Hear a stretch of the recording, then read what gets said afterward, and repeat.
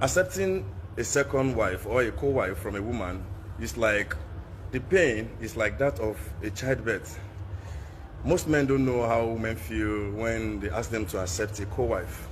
Just the same way they don't know how a woman feels when she's at the labor room trying to give birth.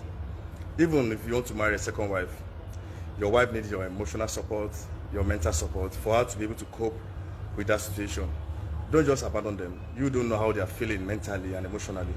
They need your support to cope with the situation. Thank you and God bless you. Ẹ kú dédé wòyí ẹ̀yin olólùfẹ́ Olóyinka TNT ẹ kú bójọjọ́ ṣeréṣe dáadáa ni mo bá yín. Tẹ́ bá gbọ́ nǹkan tí máa yín sọ ń bí fún àǹfààní ẹ̀yin tí mo gbọ́. Ó ní marrying a second wife lára ìyàwó tó wà nílé. Ó ní the pain tí wọ́n máa ń feel. Ó ló máa ń dàbí childbirth pé ó máa ń dàbí pain tí obìnrin máa ń feel tó bá fẹ́ kúnlẹ̀ tó bá fẹ́ bímọ. Ó ní pain yẹn ni. Ó ní so torí ìyẹn wípé ọkùnrin láti fún ìyàwó ilé like ìyálé the first wife ní emotional support tó bá ti fẹ́ second wife mo láti fún. Mo wá sọ pé ọ̀gá àwé that's most of the time it's not possible because most men kó tó jáde lọ fẹ́ second wife they must have been battered by the wife in the house. They must have had emotional problems and the mental health were messed up by the woman in the house.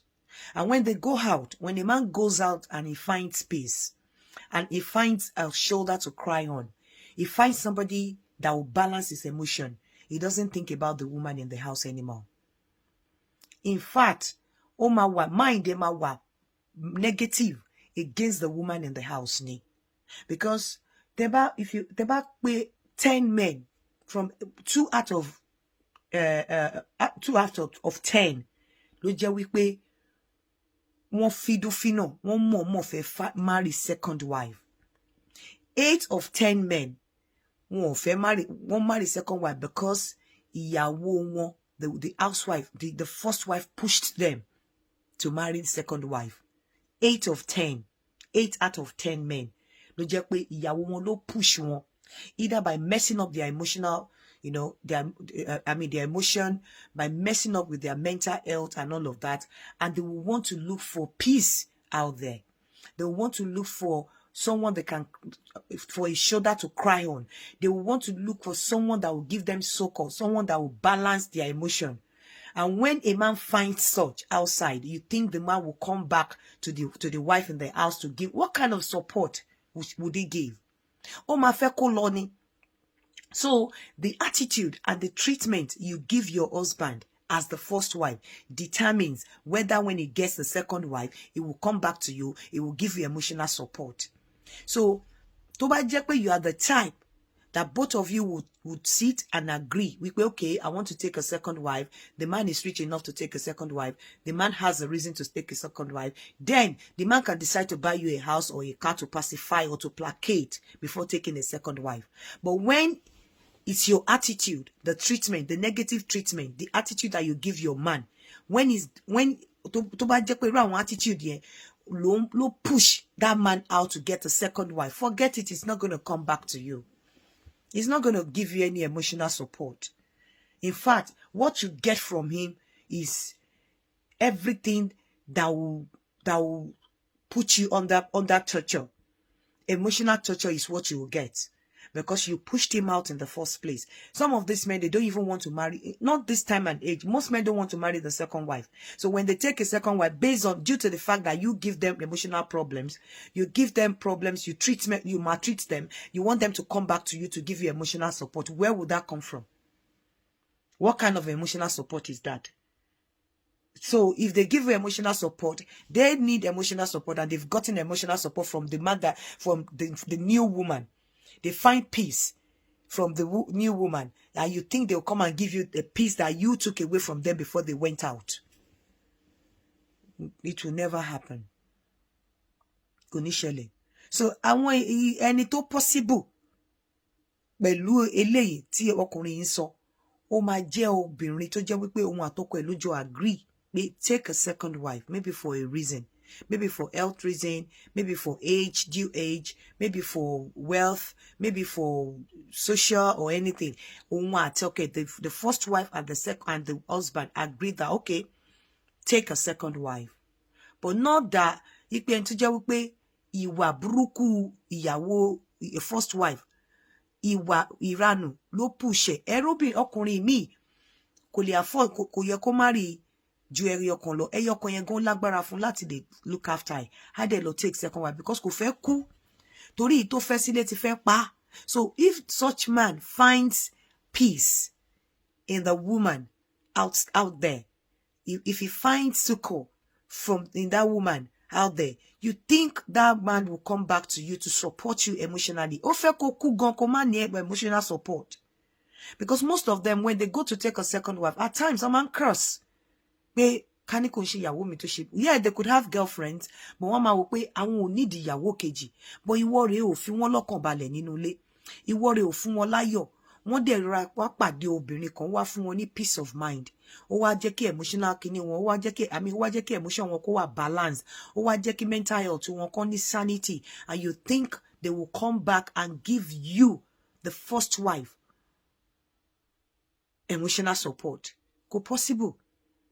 In fact, there is tendency kò yẹ pé àwọn nǹkan tó ò rí gbà lọ́wọ́ ọkùnrin gẹ́gẹ́ bí obìnrin, ìyàwó tó fún ní happiness, tó fún ní peace, tó ṣe lọ fẹ́, a bẹ̀rẹ̀ sí ní get ẹ̀ lọ́wọ́ ẹ̀ because ó ti fún ní peace, ó ti fún ní happiness, ó náà máa fẹ́ make obìnrin yẹn happy. So the more you maltreat your husband, má gbàgbé á ní àwọn nǹkan tó máa withdraw, á ní àwọn kí ẹ̀kan tó máa ṣe fún ẹ tó dẹ̀ jẹ́ wípé tó bá ti bẹ̀rẹ̀ sí ní maltreat ọkùnrin, tọkùnrin tó ti ní reason láti fẹ́ ìyàwó mi tó dẹ̀ ti find ẹ̀ níta, tó dẹ̀ jẹ́ pé ọkùnrin tó jẹ́ pé bóyá 10 naira ló lè filẹ̀ tẹ́lẹ̀, tó bá ti ná 10 naira ó máa prefer láti ná 10 naira yẹn síta torí pé ìta yẹn ló ti ń láyọ̀. Tó bá jẹ́ pé 10 naira ló ń fún ẹ tẹ́lẹ̀ tó ò fún láyọ̀, á rí tó dẹ̀ pé tó ń fún láyọ̀ ìta ló wà, 10 naira yẹn dẹ̀ ló ní, á fún ẹ ní 2 naira, á lọ fún ẹni tó ń fún láyọ̀ níta ní 8 naira. Kò dẹ̀ ní wá bẹ́ẹ̀ sọ̀rọ̀ pé kó balance emotional àbí kó fún ẹ ní support, emotional support, because you didn't give emotional support when he needed it. And he has gone out to find peace. He has gone out to find a shoulder to cry on. He has gone out to find someone that gives him happiness and succor. You don't expect him to come and share that with you anymore. Kò lè ṣẹlẹ̀. Kò ní ṣẹlẹ̀. So it depends. Bóbìnrin bá ṣe jẹ́ ló ṣe máa get him. Àwọn obìnrin míì ọkọ wọn fẹ́ yàwó mi, wọ́n á rí ilé gbà, wọ́n á rí mọ́tò gbà. Torí wípé ọkọ wọn gan mọ̀ pé wọn ò deserve láti fẹ́ yàwó lé wọn. But reason wà láti fẹ́ yàwó lé wọn ni. Àwọn míì wà tẹ́ pé ọkọ wọn ò tiẹ̀ fẹ́ yàwó mi anyways. Ọkọ wọn ò lè afford láti fẹ́ yàwó mi, bẹ́ẹ̀ kò ní choice nítorí nǹkan tí ìyálé tó ń fún. So irú àwọn obìnrin bẹ́ẹ̀ wọn ò lè get emotional support from the man. Wọn ò lè get emotional support from the husband. Irú àwọn obìnrin bẹ́ẹ̀ mental torture no ma get, because the moment the man finds peace outside, you will know. Kò ní lè hide there. And bí bóun ṣe ń wà happy yẹn, inú tí a máa bàjẹ́ nínú ilé torí pé kò ní rí attention ẹ̀ mọ́, ó ti tì síta. So this one is not going to kò lè fly láàrin gbogbo obìnrin. Èyí tí máa yìí sọ kò lè fly láàrin gbogbo ọkùnrin tó fẹ́ yàwó kejì. Kò lè fly láàrin, because àwọn obìnrin míì wà gan tán mọ̀ pé ọkọ wọn decide láti fẹ́ yàwó kejì torí ìwà táwọn ń wù, but wọ́n máa ń take ọkùnrin for granted, most especially ọkùnrin tó fi pé bóyá kò kí ń sọ̀rọ̀, ó cool, ó gentle. Èmi náà níwà tèmi o, mo ń sọ fún yín, èmi náà níwà tèmi, k'Ọlọ́run kó ṣàánú wa ni. Do you understand? But èmi máa ń tètè pera mi sẹ́yìn tí bá ti mọ̀ pé mo ti ń ṣe kíní kan, máa ń tètè pera mi. But àwọn obìnrin mi ò tiẹ̀, they don't know when to stop. So if such woman has a husband tó wò pé okay, let me just move out, and the man goes out to find peace and happiness, and you expect that man to come back and give you emotional support. No. A woman must know when to stop. You should know when to retrace your steps, especially tó bá rí pé o ti ń push ẹ jù. Tó dẹ̀ rí pé máa yóò wà happy. Don't ever take a man for granted, no matter how gentle the man you think the man is. Don't ever feel, kò lẹ́mi wàhálà, kò lè fẹ́ yàwó kejì, kò lẹ́mi. You'll be surprised. A fẹ́ yàwó méjì, but you will not get the attention again. Ẹlẹ́gbẹ́ kó fẹ́ yọkan ni. A fẹ́ yàwó méjì, wàá mọ̀ pé ó ti lose ẹ̀, ó ti lọ. Ẹlẹ́gbẹ́ kó fẹ́ yọkan ni.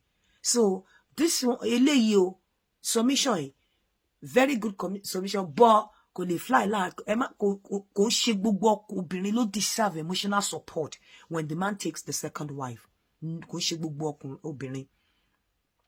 obìnrin míì gan mental torture ló yẹ kó ní láftà tí ọkọ ẹ̀ bá níyàwó kejì mi ní kẹ́ má bú mi o ẹ mọ̀ pé mo rárá gbà mo ti dà tán èyí ni mo mú wá fún yín láàárọ̀ obìnrin tó bá máa fẹ́yàwó lé tó máa gbalẹ̀ ọwọ́ ara ẹ̀ ló máa fi fà obìnrin tó bá lè máa fẹ́yàwó lé tó máa gba emotional torture tó máa fún ní ìgbà tí wọn ò ní nà but wọn máa nà pẹ̀lú ìwà àti kíní ọwọ́ ara ẹ̀ ló máa fi fà èyí ni mo mú wá fún yín láàárọ̀ shabarikolo.com ẹ lọ rẹ́gísítà ń bẹ ẹ má gbàgbé ilẹ̀ Dana Beat ẹ káàárọ̀.